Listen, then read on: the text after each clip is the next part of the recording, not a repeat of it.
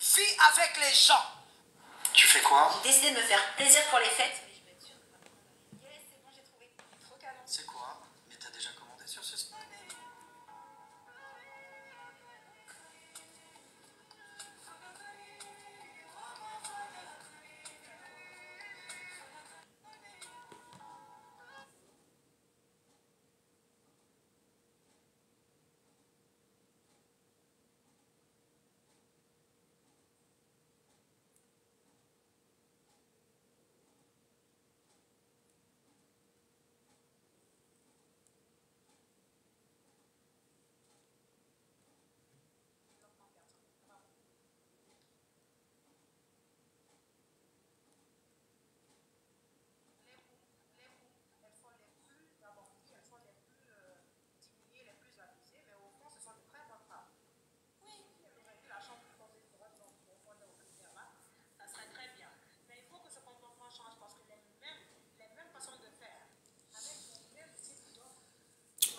Bonjour TikTok. Enfin, rebonjour. J'étais là en ligne tout à l'heure, ça buguait.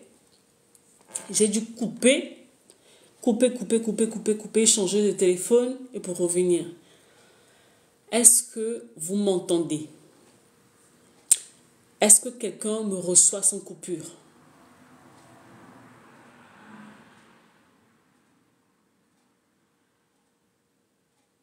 Aujourd'hui, là, c'est un peu compliqué.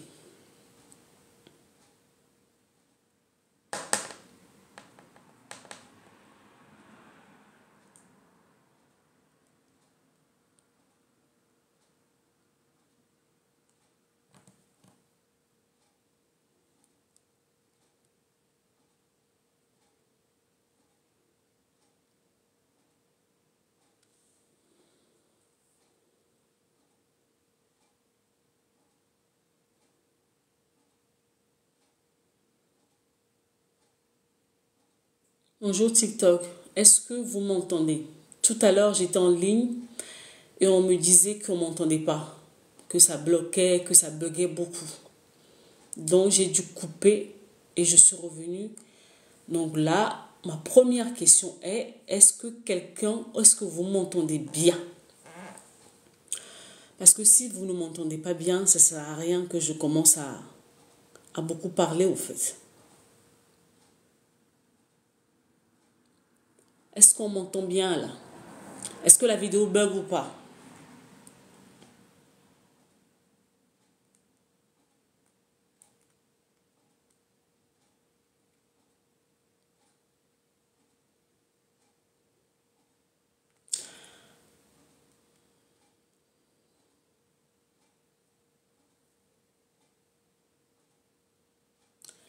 Bonjour.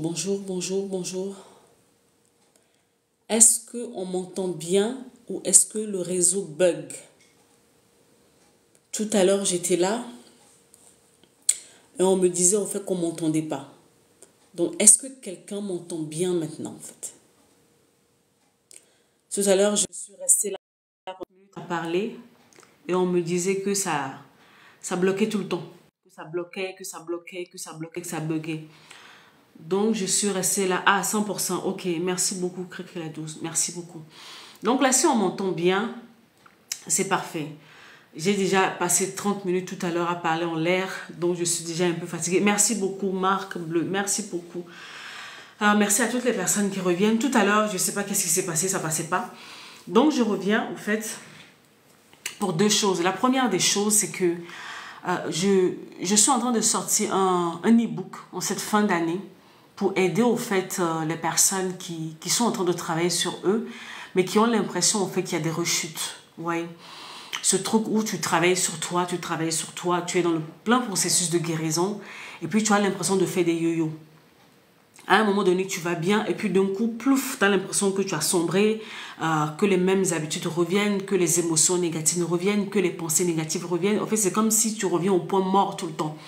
Et tu tournes dans les mêmes choses, tu tournes dans les mêmes choses. Alors, bonjour la Tisa. Ben, je ne sais pas c'est la Tisa de qui. Hein?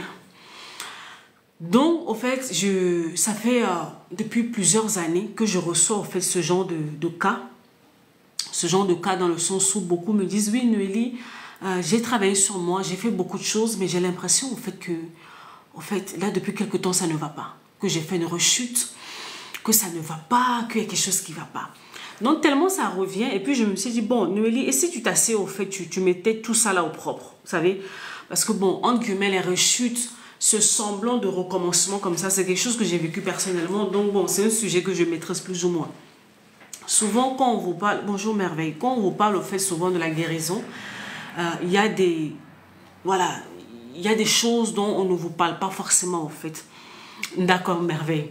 Il y a des choses dont on ne vous parle pas forcément, mais qui risquent de vous arriver. Parce que depuis que l'e-book est sorti, les personnes qui l'ont téléchargé, au fait, la chose qui revient, c'est Noélie. En fait, on comprend mieux et je comprends que ce que je ressens là, c'est entre guillemets rechute là.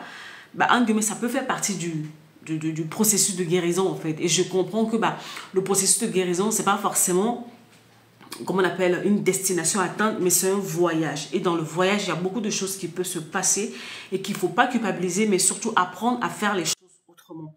Donc, l'e-book est dans la biographie. Tu cliques au fait sur le lien dans mon profil, tu cliques, c'est gratuit. Tu as juste au fait à le télécharger et puis bon, voilà. Et d'ici là, je crois qu'on va attendre peut-être les fêtes un peu passées parce que là, les gens, ils ont la tête dans les fêtes. Et après les fêtes, au fait, comment ça s'appelle, je vais mettre le e-book officiellement en ligne et ceux qui le veulent pourront le télécharger pour pouvoir, voilà, continuer à faire ce travail sur eux. Parce que moi, mon travail, c'est ça. Je suis une conseillère en relation d'aide, je suis auteur.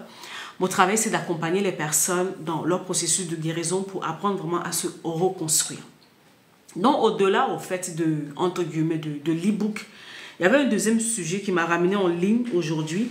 C'est depuis ce matin, au fait, j'ai commencé une série de posts sur ma page dans lequel je suis en train de parler de est-ce que parce qu'une personne est du même sang que nous, est-ce qu'on doit laisser cette personne nous détruire? Est-ce que le fait qu'on soit entre guillemets de la même famille qu'un certain nombre de personnes, est-ce que ça donne le droit à ce que ces personnes peuvent faire tout et n'importe quoi et qu'on se laisse détruire? Est-ce que vous devez vous laisser détruire dans la vie parce que vous portez le même sang, parce que vous venez de la même famille que ces personnes-là? Et j'ai vu les commentaires, j'ai trouvé des choses très très magnifiques. J'ai trouvé des choses magnifiques depuis ce matin en fait sur ma vidéo. Donc je ne sais pas si quelqu'un a quelque chose à dire, la personne peut demander. Je vais le faire monter dans le live et puis on va discuter ensemble. Aujourd'hui, je ne vais pas vraiment tarder parce que j'ai perdu beaucoup de temps dans l'autre live tout à l'heure où on ne m'attendait pas. Et bientôt, j'ai des choses à faire donc je ne vais pas trop traîner. Vous savez les amis, pendant longtemps, pendant peut-être même des générations, on nous a conditionnés à un certain nombre de choses. Et on l'a accepté, on a grandi avec parce que voilà, ça fait partie au fait de l'éducation. Mais on est en train de grandir maintenant, on est devenu entre guillemets des grandes dames, des grands messieurs et je crois qu'il est peut-être temps au fait de remettre un certain nombre de choses en question. Je suis tombée sur la vidéo qui disait ceci que en fait on ne doit pas tourner le dos à sa famille. On ne peut pas se séparer de sa famille parce que dans la vie il y a des moments où tout le monde nous tourne le dos mais il reste la famille. Est-ce que c'est vrai? Moi, est-ce que c'est vrai? Est-ce que c'est pas vrai? S'il y a quelqu'un qui veut en parler, voilà, la personne monte en fait. Moi, je peux dire que ce que je suis devenue aujourd'hui, je vais pas cracher dans la soupe. Mais si je suis devenue celle que je suis devenue aujourd'hui, j'ai rencontré des gens que je considère maintenant comme la famille, mais ce ne sont pas des gens qui sont du même sang que moi. Les personnes qui m'ont tendu la main, ces personnes qui m'ont porté sur le dos, ces personnes qui m'ont tendu la main, ces personnes qui ont investi, ces personnes au fait qui ont donné de leur temps, de leur énergie, de leurs finances pour que j'en arrive là où je suis. C'est pas forcément les gens de mon sang parce que la plupart, moi, dans mon parcours, j'ai vu les gens de mon sang, en fait, ils étaient là, souvent ils étaient silencieux. Ils me regardaient en fait. C'est genre, bon, on va voir jusqu'où elle va aller. On va voir jusqu'où ça va aller. Non, je ne suis pas en train de faire une généralité. Je ne fais pas une généralité. Je dis que quand on entend ce genre de paroles, dans le sens où on ne tourne pas le dos à sa famille, on ne se sépare pas de sa famille, personne ne se réveille le jour au lendemain et pour se dire, au fait, je coupe le pont avec ma famille. Jamais. Personne. Une personne normalement constituée ne se réveille pas du jour au lendemain pour se dire non, en fait, je coupe le pont avec ma famille. Quand une personne arrive au fait à ce genre d'extrémité, ça veut dire que non, il y a eu des antécédents. Et quand c'est comme ça, ce sont des antécédents qui sont extrêmement lourds. Là, moi, je suis en train de parler de mon cas, de mon histoire, mais je n'ai pas que ça. Au-delà de ma propre histoire, ça fait plus de 7 ans que je suis dans la thérapie. J'entends des dingueries, en fait. J'entends des dingueries où, par moment, où le seul moyen pour la personne de pouvoir aller mieux et se reconstruire, c'est de s'éloigner. C'est de s'éloigner par moment, c'est le seul issue qui reste parce que on est dans un dialogue de sourds, on est devant des personnes qui sont dans une telle toxicité, qui sont dans une telle manipulation que, vu que cette personne est différente, entre guillemets, par rapport au lot familial, cette personne est mal comprise, cette personne est stigmatisée, cette personne, au fait, non, merci, Créquel a du tout. Au fait, il faut qu'on... C'est ce mythe-là, en fait. C'est ce mythe. Oh, Esther Grace. Ça fait très longtemps. Je suis là. Je suis là. C'est vrai que je ne faisais pas beaucoup de live sur TikTok, mais je suis sur Beta et sur les autres. Je suis là. Je suis là. Ce truc de famille bienveillante là, en fait, c'est ça. Merci beaucoup. Quelqu'un a capté en fait ma pensée. Cette histoire de famille bienveillante, il faut qu'on arrive à casser. En fait, c'est un mythe. Et quand on brandit ce mythe tous les jours, vous savez ce que ça fait?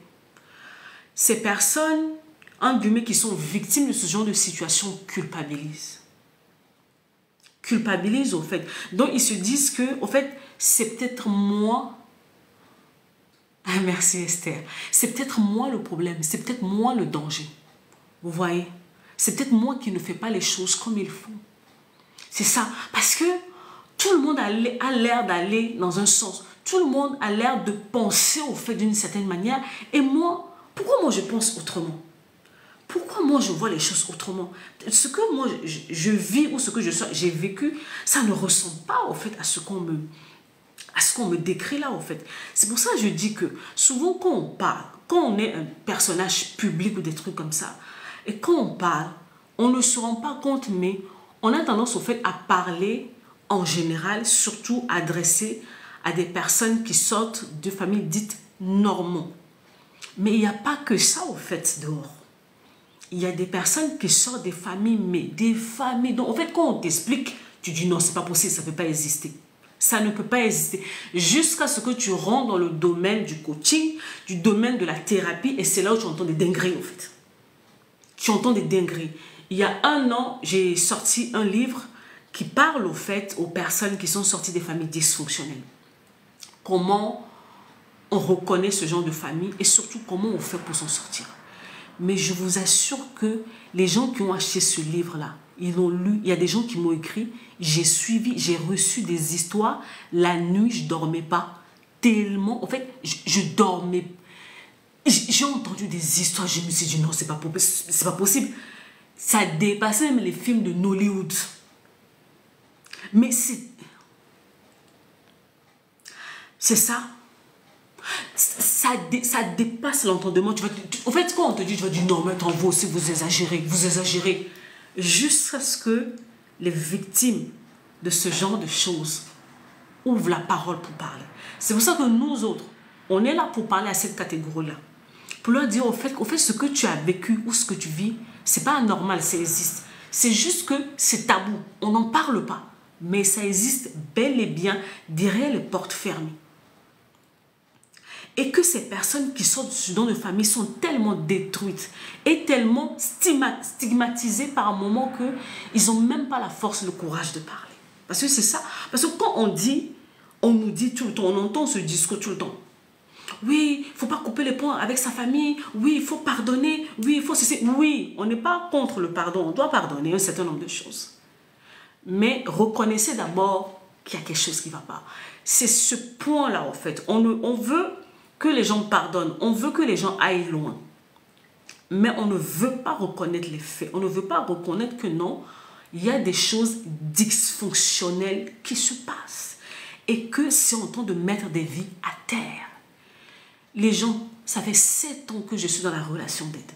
Les dingueries. Il y a des moments où vous entendez tellement des histoires que vous dormez la nuit. Si tu n'es pas fort, toi-même, mentalement, psychologiquement, t'es down. Parce que tu te dis, c'est pas possible. Parce que tu te dis, ça ne peut pas exister. On ne peut pas faire les choses comme ça entre les gens de même sang. C'est pas possible. Mais ça existe. Maintenant, qui s'adresse à ces catégories-là? Parce que ce sont des gens qui sont broyés. Aucune estime d'eux-mêmes. Ce sont des gens qui sont tellement broyés qu'ils n'arrivent même pas à réfléchir par eux-mêmes. Vous n'avez aucune idée de ce que c'est que de sortir d'une famille dysfonctionnelle, de se rendre compte de ça, de commencer à travailler sur soi. Si vous savez le parcours de combattant que c'est, il y a seulement ceux qui sont sortis, qui sont issus de ça, peuvent vous expliquer. Et qui les entend? La semaine dernière, il y a un monsieur qui m'a contacté. C'est le mental qui te permet. C'est le mental. Malheureusement, beaucoup n'ont pas le mental, au fait. Beaucoup n'ont pas le mental. Beaucoup sont trop dans la peur. La semaine dernière, il y a un monsieur qui m'a contacté. Au fait, c'est un étudiant en journaliste. Il vient d'un pays d'Afrique, mais il est ici, il est quelque part, il est dans un pays en Europe. Et il devait préparer un travail sur les familles dysfonctionnelles dans la communauté afro. Il a commencé à chercher des personnes qui travaillent sur ce sujet-là. Il a commencé à fouiller, à fouiller, à fouiller, à fouiller. Parce qu'il sait que c'est quelque chose qui est là, qui nuit dans notre communauté. Mais qui en parle? Il faut les chercher. On va faire peut-être un post, un article vite fait et puis on passe. Mais que ça devienne quelque chose de fixe sur laquelle on parle. Parce que quand on parle, les gens souvent ils pensent que quand on parle, on est en train de fustiger au fait des personnes qui ont commis ces trucs. Oui, c'est vrai qu'on les fustige quelque part. Mais on est en train de parler à ces victimes qui souffrent en silence. Parce que souvent, personne ne s'adresse à eux. Personne ne s'adresse à eux. La seule chose...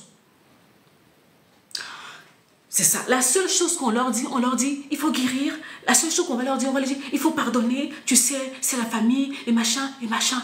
Mais qui s'arrête sur la douleur de la personne? Est-ce que vous savez ce que c'est que d'être détruit par sa propre famille? Vous savez ce que c'est? Demandez aux personnes qui sont passées par là, ils sont mieux situés pour vous dire ça. Si on veut bien leur laisser la parole, c'est pour parler. Vous savez, les gens de l'extérieur peuvent vous détruire. C'est une chose. Mais quand l'objet de destruction vient de ton sang, tu te dis non, c'est pas possible. Là, ça devient plus compliqué. Comme a dit Cricri, il te faut maintenant le mental. Il te faut maintenant le mental pour te remettre debout. Sinon, tu peux péter les plombs et devenir autre chose en fait. Les gens de l'extérieur peuvent vous détruire. Mais quand ça vient de l'intérieur, ça devient un problème. Donc, en fait... Mon souhait, ce que j'aimerais, c'est que quand on veut parler, il faut prendre tout en compte. Oui, il y a des familles, tout est beau, tout est rose. Et puis, il y en a d'autres, c'est malgré eux, ils sont obligés de se couper avec la famille. C'est malgré eux. C'est pas fait avec le cœur comme ça, mais ils savent que... tout ce qu'ils savent, c'est que si je ne fais pas ça, je vais sombrer. Si je ne fais pas ça, je vais couler. Donc, ce n'est pas quelque chose que la personne fait parce que ça m'amuse, parce que je m'éclate. Parce que c'est juste qu'à un moment donné, la personne se dit, je me choisis. Parce que si je suis ça là, je vais mourir. Je vais mourir. Alors, à cette catégorie-là, je repose la question, qui leur parle? Parce que ce sont des faits qui sont là. On n'est pas en train d'inventer quelque chose, hein. Non. Nous, on est sur le terrain. On parle avec ces personnes. Ils ne viendront pas se mettre sur la place publique, sur les réseaux. Certains ont le courage de venir sur les réseaux pour parler. Mais la majorité sont en silence. Qui leur parle, au fait? Qui leur dit que tu peux te remettre debout? Que quand tu sors de ce genre de situation, il faut faire ça, il faut faire ça, il faut faire ça. En fait, quand je vois les gens parler, moi, ça me fait rigoler. J'ai dit, mais vous pensez qu'un enfant se réveille du jour au lendemain et se dit, non, en fait, je coupe le pont avec les gens de ma famille? Là c'est les fêtes. À partir de ce week-end, ça va être une dinguerie. Il y a beaucoup de personnes qui vont commencer à sombrer en dépression. Pourquoi depuis lundi, je parle des fêtes sur ma page? Parce que c'est le moment où beaucoup de douleurs vont se réveiller. Il y a certaines personnes qui sont isolées de leur famille parce que la famille, elle est tellement dingue que tu t'approches d'eux, ils te détruisent. Donc, le seul moyen de pouvoir survivre, au fait, c'est de te mettre à l'écart, c'est de te couper d'eux. Et là, les fêtes arrivent, tout le monde sera en famille, tu te retrouves seul. Et beaucoup de choses vont remonter. Beaucoup de choses vont remonter. Les gens ne se coupent pas de la famille parce que on s'ennuie ou parce que non.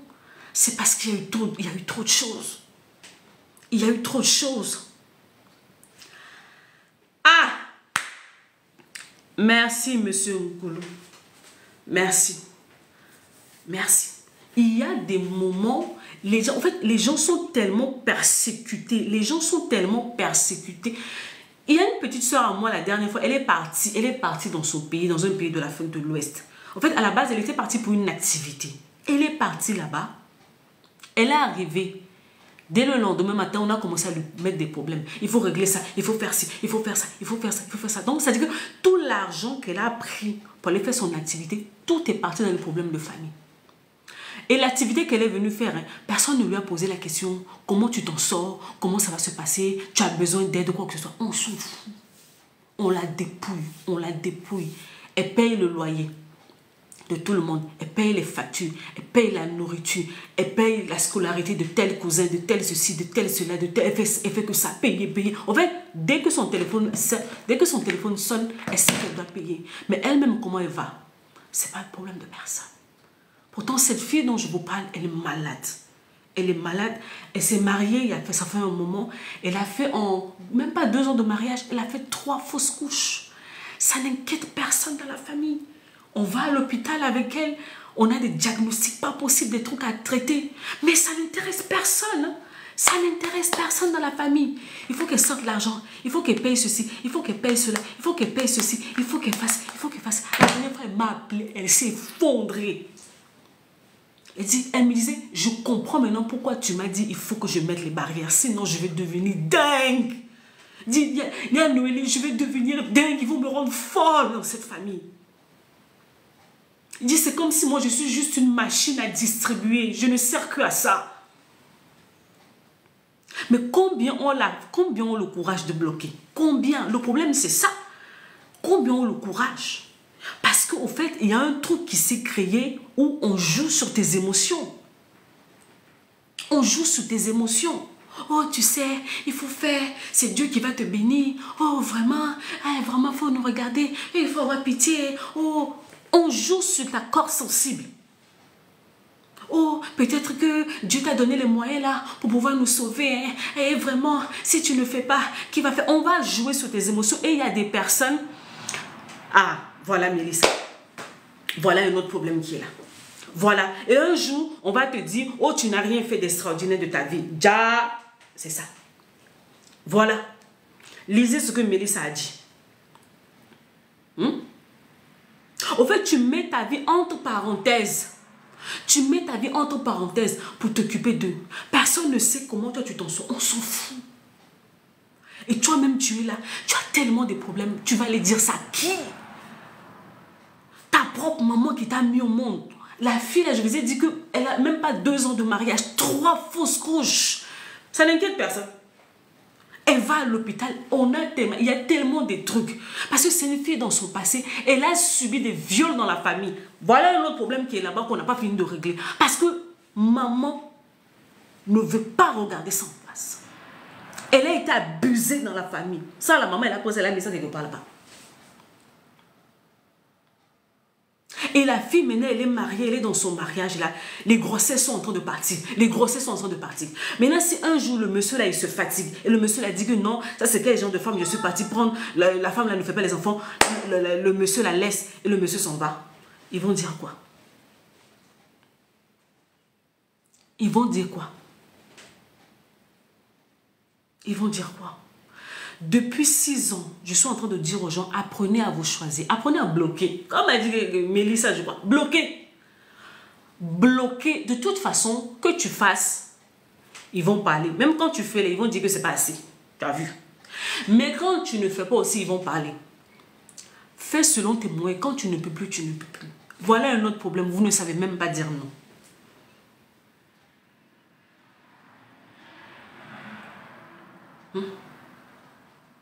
Les secrets de famille. Ah, ça, tu sais, l'histoire de la dame dont je te parle, de ma petite soeur dont je te parle, Au fait, quand elle s'est mariée, quand elle devait se marier, la maman nous avait caché des choses. C'est quand la fille est rentrée dans le mariage, les choses ont commencé à se compliquer, On s'est dit, mais qu'est-ce qui se passe? Il se passe quoi? Déjà, pour rentrer dans le mariage, là, on a fait ça. La maman était au courant des choses, elle n'a rien dit. L'enfant est rentré dans le mariage. On rentre dans le mariage les premiers mois. C'est quoi? C'est quoi? Et à un moment donné, on s'est dit, bon, vu que nous, on est des croyants, on s'est dit, on va aller prier. On va aller prier pour voir clair dans ce qui se passe. Déjà, on est parti prier, on a commencé à découvrir des trucs. Des trucs, mais donc, comme je suis soumis au secret professionnel, il y a des choses que je ne peux pas sortir sur la place publique. Et la maman savait. Parce que quand on a prié, qu'elle a vu clair, elle s'est levée maintenant pour aller voir sa maman. Vous dites, maman, j'ai vu ça. C'est vrai ou c'est pas vrai? C'est là la maman s'assoit maintenant. Oh, ma fille, vraiment, oui, mais... Mais attends, maman, comment tu as pu me laisser aller me marier alors qu'il y avait ce genre de truc qui était là? Comment tu as pu me cacher des trucs comme ça? Alors que tout le temps, quand on la cherchait, il faut seulement qu'elle paye. Elle doit seulement payer. Mais les choses qui sont essentielles pour sa vie, qui peuvent la détruire son couple, personne n'en parle. Et ça, c'est l'histoire de la fille là. Mélissa, elle a abandonné ses études. Parce qu'on est tellement, chaque fin de mois, ton téléphone sonne. Et surtout quand tu es dans un pays étranger, il faut aller travailler, il faut faire ses études, les cours, machin, tu ne tiens pas. Tu ne tiens pas. Donc finalement, peut-être qu'elle a opté pour laisser les cours, pour aller se mettre dans un travail à plein temps, pour avoir un revenu en conséquent pour aider sa famille. Ils vont prendre. Un jour, ils vont te dire, toi aussi, qu'est-ce que tu as fait pour nous? Ou qu'est-ce que tu as fait pour toi-même? Vous n'allez pas penser à vous. Ce n'est pas égoïste. Hein? Apprenez à penser à vous. Vos vies sont où? Vos projets sont où, en fait? Vos vies sont où? Vos projets sont où? Ah, maman! Au fait, c'est ça le truc. Tu es considéré... Moi, je me rappelle, j'avais eu beaucoup de clash avec ma mère comme ça. Parce qu'à un moment donné, il y avait des trucs qui n'allaient tellement pas dans ma vie. J'avais besoin de réponses. Oui, parce que quand tu viens demander au fait des explications, en fait, tu viens titiller là où il ne faut pas. Alors que quand une personne rentre dans le processus de guérison, tu as besoin de réponses sur certaines choses. Ça fait partie du processus de guérison. Ça fait partie du processus de guérison. Et c'est des choses, quand tu... Voilà, c'est pour ça, en fait, souvent, quand les gens viennent travailler avec moi et qu'à un moment donné, ils s'apprêtent à aller voir les parents pour aller leur parler, je les prépare. Parce qu'il faut se préparer à ça, en fait. Tu peux tomber, en guillemets, sur des parents qui sont, en guillemets, bienveillants, qui vont, voilà, qui vont mettre l'orgueil de côté et t'expliquer les choses. Et puis, il y en a d'autres, ça va se retourner contre toi. Fort! Ça va se retourner contre toi, en fait. Mais maintenant, comment on veut guérir? Comment on veut aller mieux? Donc, on se retrouve, en fait, dans une génération où les mêmes choses se répètent. On est dans un...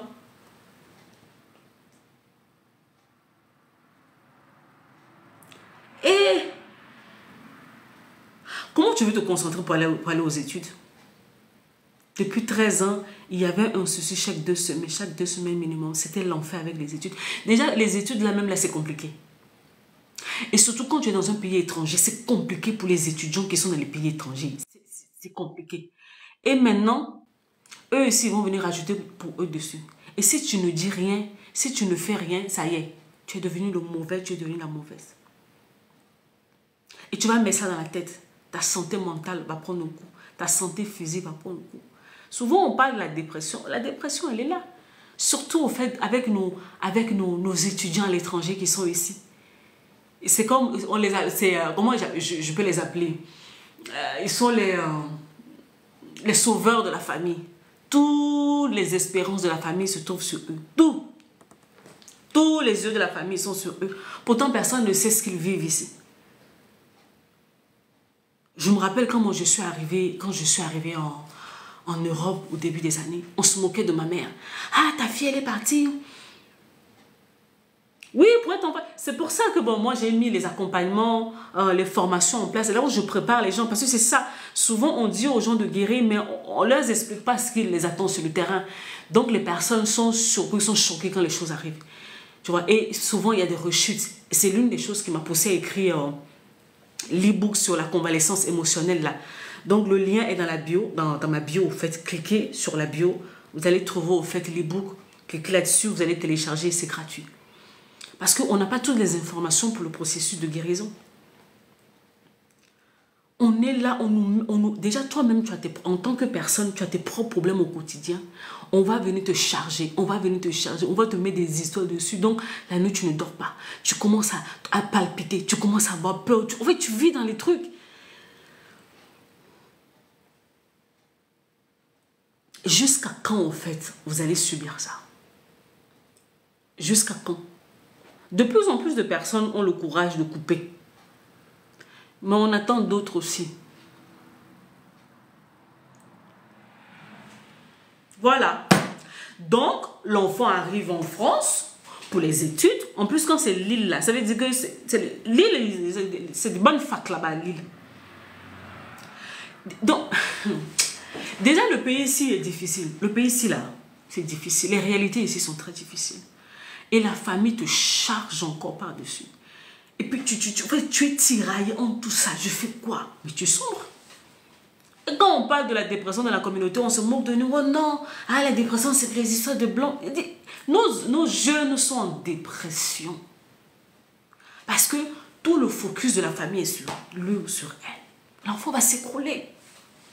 L'enfant va s'écrouler. Nos petites sœurs, nos sœurs qui sont en train de sombrer dans des choses pas bien. Pourquoi? Parce qu'il faut subvenir aux besoins de la famille. Nos garçons sont en train de devenir autre chose ici en Europe. On va subvenir aux besoins de la famille. Ah, voilà. Papa, bravo. La santé mentale n'a pas de prix. Et puis je dis toujours aux gens, vous ne pouvez pas guérir dans un environnement qui vous rend malade. C'est choquant. Mais vous ne pouvez pas guérir dans un environnement qui vous rend malade. Vous ne pouvez pas. Donc, à un moment donné, tu es obligé de mettre la distance. Au moins pendant un temps. Pendant un temps. J'ai fait un live il n'y a pas longtemps où je disais aux gens, moi, je me rappelle pendant au moins 3-4 ans, moi et ma mère, on ne se parlait pas. J'ai coupé. Elle ne connaissait même pas mon numéro. J'ai changé le numéro de téléphone. Moi, j'ai été radicale. J'ai carrément changé le numéro de téléphone. Et personne n'avait ça au pays. C'est fini. Donc, j'étais dans la nature. Plus personne ne savait là où j'étais. Parce qu'ils m'ont tellement poussé à beaucoup, c'est le seul moyen. Parce que quand je voyais déjà le numéro du bled, là, déjà là, j'étais déjà en panique. Qu'est-ce qu'on va encore me dire? Qu'est-ce qui va encore se passer? Ils m'ont tellement fatigué à un moment donné. J'ai changé de puce. C'est fini. La puce, là, j'ai cassé. Brou, fini. Fini. Est-ce que j'ai fait ça par plaisir? Non. Non. J'ai pas fait ça par plaisir. J'ai fait ça parce que je me suis choisie. Parce que eux, ils sont là-bas. Si moi, je me croule ici en France, j'ai qui ici? J'ai qui ici? Le peu même de familles qui sont ici ne me calculent pas. Ils ne savent même pas là où je suis dans le pays. Donc maintenant, si je m'écroule, je me tourne vers qui? Je vais me tourner vers qui? Donc, à un moment donné, apprenez. Apprenez au fait à vous choisir. Oui, on va vous dire que non, c'est orgueilleux, tu sais. Et puis, avec les discours moralisateurs, les discours culpabilisants, là, souvent sur les réseaux. Oui, c'est ton père, c'est ta mère. Oh, ils t'ont nourri, ils t'ont fait ci. Vraiment, c'est ingrat de votre père et c'est ingrat de votre part.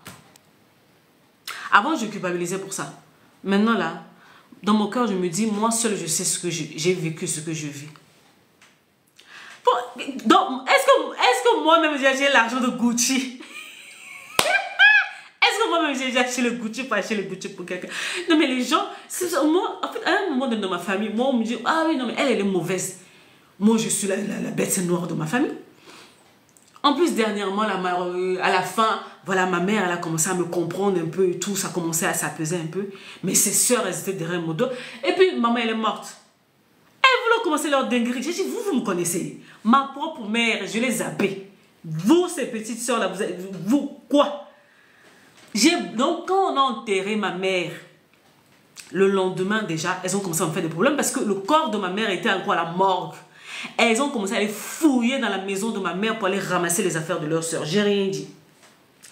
On a fait les trucs, on a enterré ma mère et tout. Elles m'ont dit non, tu es la fille aînée, il faut enterrer ta mère. J'ai pris sur moi, je me suis débattue comme une dingue ici dans ce pays pour rassembler tout l'argent. Ils m'ont donné 1 semaine pour préparer les funérailles de ma mère, pour enterrer ma mère. J'ai dit ok.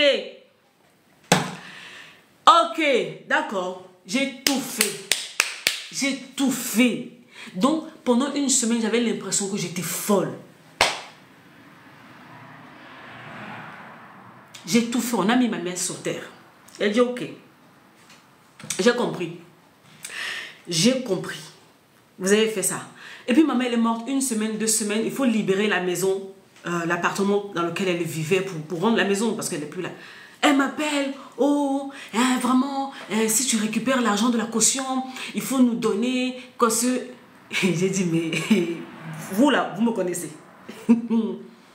J'ai entendu. Elle dit, ok, je ne vais pas faire de problème avec quelqu'un parce que après ça va être non, c'est toujours elle. Parce que vu que je suis leur bête noire, j'ai coupé tout le monde. Donc, ils ont dormi, ils se sont réveillés, cac. J'ai pris un à un, la tante, l'oncle, les machins, j'ai coupé tout le monde. Parce que quand elle vivait, votre soeur, vous ne me calculez pas. Maintenant, elle est morte. Où est le rapport entre nous deux? Votre soeur, elle est morte. J'ai vu ce que vous m'avez montré dans le funérail là. J'ai vu. C'est avec des gens comme ça, vous voulez que je reste en contact. Que chacun prenne sa route. Ce sont des choses qui sont difficiles à faire. Mais par moment, tu n'as pas le choix. Mais souvent, vous êtes tellement au fait dans les émotions, vous êtes tellement dans les sentiments. Oui, mais c'est ma tante, non, c'est mon oncle. Donc, au fait, cette personne, en fait, elle dort, elle se réveille, elle va te trouver. Toi, tu es la banque. Elle dort, elle se réveille, ceci. Elle dort, elle se réveille, ceci. En fait, toi, tu deviens, en fait, eux, ils sont l'adulte, tu es l'enfant. Mais toi, tu deviens l'adulte, eux, ils deviennent les enfants. Et puis, tu vas les régler leurs bêtises, leurs problèmes, les trucs. Que je suis là. Qui va s'occuper de mes enfants? Si je m'écroule, qui s'occupe de mes enfants? Déjà, moi-même, leur mère, ils ne cherchent même pas à savoir comment je vais. Donc, ils ne savent même pas. En fait, ils ne savent même pas à quoi ressemblent mes enfants. Donc, maintenant, moi, je vais suivre leurs bêtises pour venir m'écrouler, pour laisser mes enfants bas à Jackie.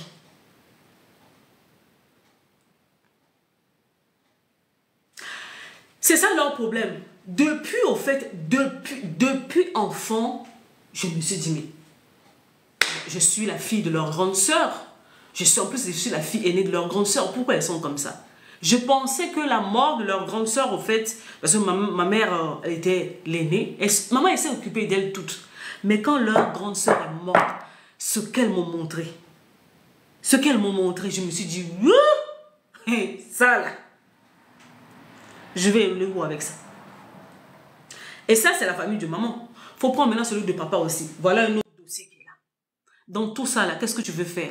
Donc, si tu ne veux pas devenir dingue avant l'heure, mon chéri, fais le ménage. Et j'ai accepté. Avant, ça me faisait honte. Avant, c'était quand on parlait de moi tout le temps. Parce que ce soit dans la famille de mon père, dans la famille de ma mère, mon nom c'est un drapeau. La fille rebelle, la fille là qui n'écoute pas, la fille là qui n'arrive pas à se faire, la fille là. Toute ma vie, on m'a toujours répété, pourquoi tu n'es pas comme ta mère? J'ai dit oui, je vais être comme elle parce que elle, vous allez faire d'elle une serpillère. Vous avez fait d'elle une serpillère. Donc vous pensez que vous allez répéter la même chose. Non, jamais, au grand jamais. Je ne suis pas ma mère. Et vos sorcelleries là que vous faites, vous n'allez pas faire ça sur moi. Donc ce qui font que le rejet, ça a commencé depuis. Et puis on est dedans. On est dedans. Acceptez par moment, en fait, de vous faire rejeter. C'est le seul, en fait, par moment, c'est le seul moyen que vous allez avoir pour faire la paix. Pour avoir la paix, acceptez de vous faire rejeter. Mais pour pouvoir accepter ce rejet-là, il faut que tu travailles sur toi. Tu dois guérir. Parce que sinon, si tu n'arrives pas à guérir, tu sais ce que ça fait. Tu vas te jouer dans ce truc-là. Ma famille ne m'aime pas. Ma famille ne m'aime pas. Ma famille ne m'aime pas. Ils ne sont pas obligés de t'aimer. Apprends à t'aimer. Depuis que tu es né jusqu'à maintenant, tu vois comment ils te traitent. Tu penses que maintenant, tu es devenu adulte, là, comme ça va changer quelque chose. Non, quand ils deviennent gentils comme ça, c'est parce qu'ils sont en train de chercher quelque chose. Quand ils vont se soutirer de toi, tu vas voir. Donc, sors de cette dépendance-là. La dépendance, ce n'est pas seulement dans les relations amoureuses ou dans les relations amicales. C'est aussi vis-à-vis de la famille. Travaillez sur vous. Sortez de cette dépendance à la famille. S'il faut, je n'ai pas forcément dit couper les ponts, machin, tu ne peux leur parler. Mais une relation cordiale. Mais sortez de cette dépendance-là. On ne m'aime pas, ma famille ne m'aime pas, ma famille ne m'aime pas. On t'aime pas, on t'aime pas. Mais toi-même, aime-toi. Aime-toi. Et apprends à te battre. D'ailleurs, tu t'es toujours battu. Tu penses qu'avec eux, avec ou sans eux, tu ne penses pas que tu vas exister? Tu ne penses pas que tu vas exister? Regarde tous les dingueries qui t'ont arrivé depuis que tu es né, tout ce que tu as traversé pour être là maintenant. Qu'ils t'aiment maintenant ou qu'ils ne t'aiment pas, ça va changer quoi ta vie? Ça va changer quoi? Et puis tu es là tous les jours, tu rumines. Il ne m'aime pas, il ne m'aime pas. Mais pourquoi il ne m'aime pas? Pourquoi il ne t'aime pas? Pourquoi il ne t'aime pas? Il t'aime pas, il t'aime pas. Et tu ne vas pas les forcer au fait à t'aimer. À part te faire mal au cœur à toi-même. Ça va changer quoi? Ça va changer quoi? Concentre-toi sur ta vie. Concentre-toi sur ta vie. Qu'est-ce que tu veux maintenant de ta vie? Je pense à, je crois à Laetitia qui m'a dit qu'elle a abandonné ses études. Maintenant, elle regrette. C'est pas trop tard, tu peux encore reprendre tes études. Tu peux encore reprendre tes études quand tu pourras, même en ligne ou je sais pas quoi. Mais essaie de reprendre tes études. En fait, souvent, on a abandonné nos vies, on a abandonné nos rêves, on fait dans ces histoires de famille là. Et tu vis, après tu vis dans le regret. Donc j'ai fait tout ça pour ça. Après tu vas vivre avec l'amertume. Tu vas vivre avec la colère, le ressentiment. Ils ont gâché ma vie. Non, tu les as laissés faire. Ils ont essayé. Mais toi, tu les as laissés faire. Et tu sais pourquoi tu les as laissés faire? Parce qu'au fait, cette dépendance est trop. Tu es trop accroché à eux. Tu as besoin de ce besoin, au fait, d'appartenance. Le jour où tu vas comprendre que mais je suis peut-être dans cette famille, mais bon, mon cher. Parce qu'il faut sortir de quelque part. Et puis c'est fini. Je t'assure que le jour où tu fais la paix avec ça, c'est-à-dire que tu fais le deuil. C'est un mot que les gens ne n'aiment pas. Quand on vous parle souvent du deuil, vous pensez seulement que quand c'est une personne qui meurt. Apparemment, le deuil, c'est le deuil de vos relations. C'est la seule chose qui m'importe maintenant. Parce que j'ai vu ce que l'être humain est capable de faire. Même les gens de sang. Donc, et souvent, mon mari me dit, mais attends, t'es bizarre, toi. J'ai dit non, en fait, je n'ai plus aucune attache. J'ai un détachement à un niveau, mais à un niveau que... Parce qu'ils m'ont montré jusqu'où ils sont capables d'aller. Donc, maintenant, moi, je ne le fais pas. Détachez-vous, en fait. Détachez-vous émotionnellement. Faites le deuil de ces choses. Parce que vous êtes tellement dans l'attente d'un certain nombre de choses qui ne viennent pas. Et vous attendez ça. Alors, vous pensez au fait que le fait que vous vous pliez en 1000 morceaux, le fait que je fasse ci, le fait que je fasse ça, va leur faire changer d'avis. Tu sais, quand une personne a une idée précise sur toi, il n'y a rien de ce que tu peux faire ne peut le faire changer d'avis. Arrête de fatiguer. Arrête de fatiguer. Quand une personne décide de t'aimer, la personne décide de t'aimer. Quand une personne dit non aussi, il n'y a rien à faire. Comme a dit Cricri, tu es précieuse aux yeux de Dieu. Guérissez. Guérissez. Oui, c'est beau quand on voit des familles. En plus, bientôt là, on est foutu. D'ici ce week-end, on va voir plein de photos de familles, de couples, en pyjama, assortis, tout ça, machin, tout. Et toi, tu vas commencer encore à déprimer. Je suis seule. Pourquoi ma famille ne m'aime pas? Pourquoi on n'est pas soudés? Pourquoi on n'est pas soudés? Mon cher, parce que c'est comme ça. Parce que toutes les familles de la terre ne se ressemblent pas. Parce qu'il y a des familles, voilà. Il y a de tout. Il faut de tout pour voir un monde. Plus rien ne peut t'atteindre. Non. Et puis maintenant, en fait, les gens dans la famille, maintenant, eux, ils se plaignent maintenant de mon attitude. J'ai dit, bon, vous avez commencé quelque chose qu'on va terminer. Comme vous avez commencé. Et pendant des années, j'ai couru derrière vous pour avoir votre amour. Vous m'avez montré que je ne suis pas digne de votre amour. Ok. Maintenant, j'ai pris le temps des années pour travailler sur moi. Votre amour, je n'en ai plus besoin. Et ça les énerve que je ne cours plus derrière eux. Ah, le temps là est passé. Le temps là est passé en fait. Guérissez. Vous voulez aller mieux, ne plus avoir mal au cœur. Guérissez. Sortez de la dépendance. Faites le deuil et avancez. Ça ne va pas être facile, ça ne va pas être rose tous les jours. Mais, comme on dit, voilà, chacun de nous a son histoire. Il y a des personnes qui sont, entre guillemets, bien nées, dans des familles normaux. Et puis il y a nous autres. Ben, tu fais avec. Et puis tu avances. Parce que tu ne peux pas les changer. Parce que certains d'entre vous, vous vous êtes donné comme mission de changer les gens. Vous n'avez aucune capacité de changer les gens. Quand quelqu'un veut changer, la personne change. Quand la personne ne veut pas changer, vous ne pouvez rien faire pour faire changer cette personne. Rien. Et surtout, vous, à votre tour, prenez le temps de vous soigner, de guérir pour ne plus répéter la même chose sur la prochaine génération. Ça, c'est très important. Ah! Moi, maintenant, je reste à l'écart. Je regarde. Faites seulement. Faites. Parce que la vie, là où on est, la vie est devenue trop compliquée. La vie est devenue trop compliquée. Je n'ai même pas la force de parler. Le temps où on courait derrière l'amour, la considération, machin, tout, là, c'est fini. Maintenant, là, chacun se cherche. La tête de tout le monde chauffe. Bientôt, je m'approche de 40 ans. J'ai 3 enfants. J'ai beaucoup trop de problèmes. Donc, je n'ai pas le... Mes défis sont trop grands. Alors, je me concentre. Je me concentre réellement. La famille, choisissez-vous. Votre vie, votre... En fait, souvent, vous ne comprenez pas. Votre santé mentale, c'est la chose la plus importante. Si vous êtes malade mentalement, émotionnellement, vous êtes fichu. C'est une question de temps pour que physiquement vous vous écroulez. Spirituellement, n'en parlons même pas. Ça, c'est un autre problème. Si vous êtes malade mentalement, émotionnellement, c'est une question de temps que vous vous écroulez physiquement, en fait. Non, la dépression, ce n'est pas un problème pour une seule communauté. Non, la dépression, ce n'est pas pour les gens qui sont fragiles. Non. Pas du tout. Ça peut frapper tout le monde. Non, la dépression, ce n'est pas pour les gens qui sont fragiles. Non. Pas du tout. Ça peut frapper tout le monde. Elle a fait ça, elle a fait ça. Quand les gens ils parlent de moi, je leur dis, dites-leur de venir m'appeler pour me dire ce que je leur ai fait. Venez m'affronter.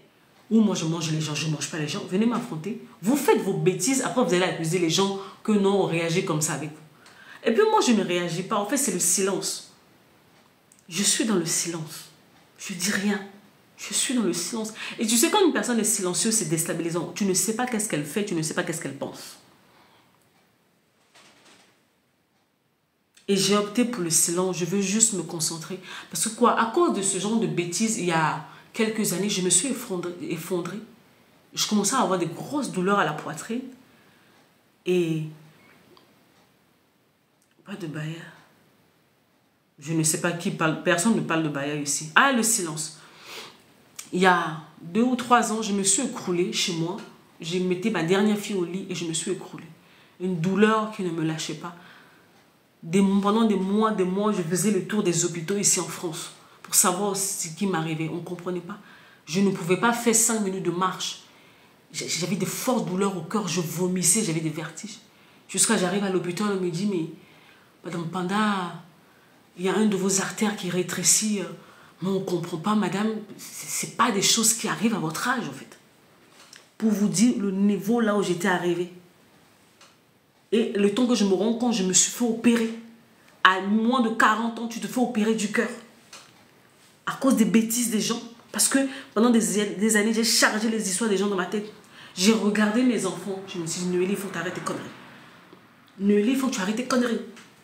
Il est temps maintenant que tu penses à toi et à toi seul. Donc quand quelqu'un essaie maintenant, de faire bloqué, tu es bloqué, donc tu n'as même pas le temps de réaliser que tu es bloqué. Donc je ne laisse plus personne venir perturber ma tranquillité. Parce que j'ai vu comment, quand je me suis effondrée, je n'ai vu personne. Les seules personnes qui étaient inquiètes, c'était mon époux et mes enfants. Parce qu'ils me voyaient dans cette état, ils se disent, mais... Et puis quand la cardiologue, au fait, qui arrive, on finit de t'opérer, tu sors du bloc et la cardiologue te regarde et te dit, mais Madame Panda, on a eu chaud, hein? On a eu chaud. Si on traînait encore, tu n'as que tes larmes, en fait. Tu n'as que tes larmes. Tu te dis, je ruine ma santé à cause de ces personnes qui ne sont même pas conscientes. Parce que pendant des années, j'ai encaissé les chocs. J'ai encaissé les paroles, j'ai encaissé les attitudes des personnes, j'ai laissé les personnes me perturber. Pour en arriver à ce genre d'extrémité, jusqu'à ce que l'artère de ton cœur à moins de 40 ans qui commence à se rétrécir. Les amis, choisissez-vous. L'être humain est mauvais, l'être humain est mauvais. Donc, ça n'a rien à voir avec le sang ou pas le sang. C'est la nature des personnes qui sont dans la relation, en fait. Donc, arrêtez de vous fier à ces histoires. Non, c'est mon sang, machin, tout. Non. Nous autres, là, si ce n'était pas que... Si ce n'était pas la grâce de Dieu, si ce n'était pas Dieu qui était dans le ciel qui a dit son heure n'est pas encore arrivée, ils allaient déjà nous enterrer. Et puis ils nous enterrent, puis eux-mêmes ils continuent leur vie. Ils vont t'enterrer, hein, ils vont venir, ils vont pleurer. Non, ils vont pleurer 10 minutes. Ils vont partir, ils vont continuer leur vie. Toi, tu es déjà, c'est fini pour toi. Donc je préfère qu'on me traite d'égoïste, au moins je suis vivante. Faites attention à vous, les amis. Choisissez-vous. Ah non, moi, jusqu'à maintenant, je m'assois, je me dis, tous les dingueries par lesquelles moi je suis passée, avec la famille, moi c'est Dieu qui me garde. C'est Dieu qui me garde, en fait. À fort, c'est Dieu qui me garde. Parce que si ce n'était pas Dieu, je ne sais pas là où je serais. Je ne sais pas. Je ne sais pas du tout. Et puis par moment, tu t'assois, c'est là que tu te dis que non, en fait, c'est quoi le problème? Parce qu'il y a des moments où tu t'assois, tu réfléchis, tu te dis, mais en fait, qu'est-ce que tu as fait pour mériter un tel acharnement, en fait, des gens? Tu ne comprends pas. Et puis c'est là où tu te rends compte, en fait, comme on dit souvent, on a l'habitude de négliger, tu déranges. Il y a quelque chose qui est sur toi qui dérange. Et souvent, vous savez, dans chaque famille, il y a un enfant toujours comme ça, qui est différent du lot. On les appelle au fait les moutons noirs. Ce sont les enfants qui viennent au fait pour casser un certain nombre de répétitions dans la famille. Ce sont des enfants qui sont à part. Et souvent, ce sont des enfants qui sont combattus. Bonjour, Ositivia. Ce sont des enfants qui sont combattus. Ce sont des enfants qui sont incompris. Donc, ce genre d'enfant, toi-même, tu dois comprendre que peut-être que tu fais partie de cette catégorie-là et que tu dois te protéger. D'accord? Il faut que tu te protèges. Parce que si tu ne te protèges pas, tu vas partir avant l'heure. J'ai décidé de me protéger. Ah! Depuis 2019, j'ai mis en place, au fait, une conférence que j'appelle la conférence Choisis la vie. Choisis la vie. En fait, c'est un ordre. Dans le sens où il faut que tu apprennes à te choisir. Personne ne viendra le faire pour toi. En fait, ton problème, c'est que tu attends que les autres viennent faire des choses pour toi. Les gens, ils s'en foutent. En tout cas, Dieu m'a guéri. Si ce n'est pas lui, là, nous autres, déjà, on a déjà nous conjugué au passé. La conférence, c'est Choisis la vie. Et pendant ces conférences-là, je vais souvent dans les pays. Et on parle de la santé mentale. Apprenez à vous choisir. Personne ne viendra faire pour vous. Vous attendez. Ah, moi, maintenant, quand je dois soutenir, je le fais sans arrière-pensée. J'attends même pas de retour d'eux. Je n'attends même pas de retour d'eux. Parce que si tu attends un retour d'eux, AVC te blesse. Si je dois faire quelque chose, je le fais. Sans arrière-pensée. Donc, je dis tout le temps aux gens, apprenez à vous choisir. Choisissez la vie. Choisissez-vous.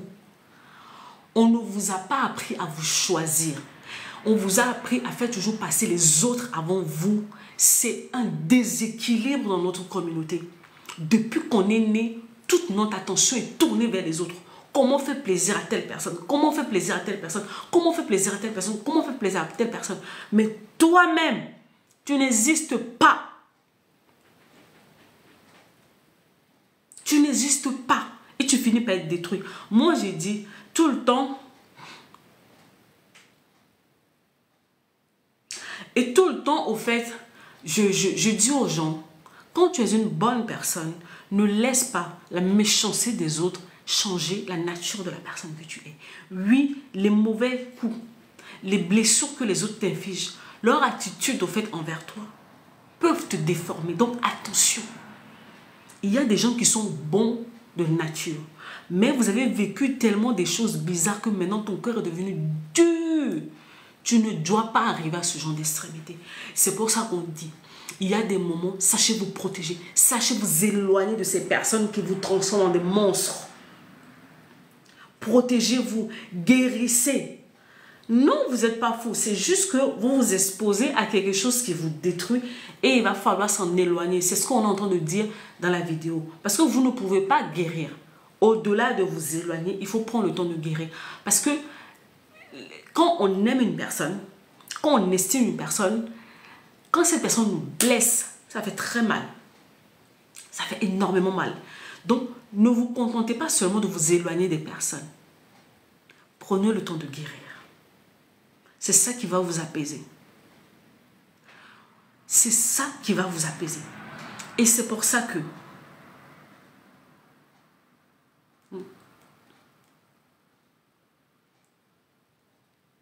oui, Cré-Cré, oui. Guérissez, guérissez, guérissez, guérissez encore. Pour ceux qui viennent d'arriver, je le dis, regardez, au fait, vous allez sur mon profil. Vous allez au fait sur mon profil. Il y a un lien. Il y a un lien, au fait, qui va vous ramener à un endroit où vous allez télécharger mon dernier e-book sur la convalescence émotionnelle pour prendre le temps de travailler sur vous. C'est vraiment important. Vous devez guérir. Ne vous éloignez pas seulement. Prenez le temps de guérir. Ah, mais... au fait, j'ai changé de téléphone. En tout cas, aujourd'hui, c'était bizarre. Maintenant, ça a pris. J'ai fini ma vidéo. Tania, je suis même en train de partir là. Il est 15 h. Je suis en train de partir au fait, Tinalo. Mais pour ceux qui sont arrivés en cours de route, la vidéo, je vais la prendre. Je vais la mettre sur ma chaîne YouTube. De rien, monsieur Positivia. Merci beaucoup. Tinalo, je vais mettre la vidéo sur ma chaîne YouTube, Noélie Panda. Toutes les vidéos que je fais sur YouTube, toutes les vidéos que je fais sur TikTok, je les télécharge et je les mets au fait sur ma chaîne YouTube. Donc, s'il y a des gens qui me ratent ici, le replay est disponible sur YouTube. Prenez le temps. Oui, ça fait un moment, ça va faire 1 heure là que je suis revenue déjà. Donc, je commence à y aller. Il faut que j'aille me reposer. Je vais aller me reposer parce que tout à l'heure, je dois sortir. Prenez soin de vous et surtout, choisissez-vous. Je répète, choisissez-vous. Choisissez la vie, choisissez-vous. Bon après-midi. Prenez soin de vous. Bye bye.